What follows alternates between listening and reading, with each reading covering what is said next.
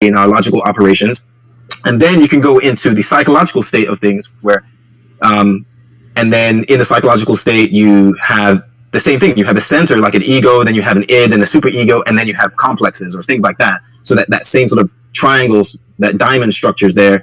And then you can go into the physical tier again, and then you have supersymmetry, and then a refraction of dualities, and then you can have contingent arrangements of what's taken out of the natural symmetric structure of refraction, let's just say, which gives rise to contingency in the physical state.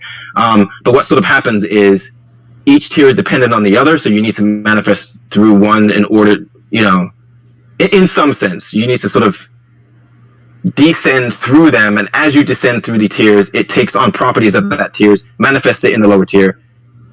So the psychological might be like sort of causal or motivational properties, takes those like normative, it takes the normative properties and then manifests those in the lower tier, which would be like a physical or something like that.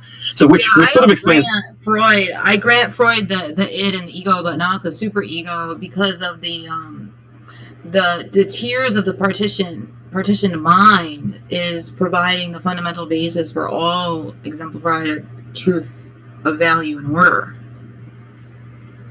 Well, I think you might be right in one aspect, right? So I think there's something to be said about, and this kind of goes back to the rock whispering thing, where I feel like normative properties can exist outside of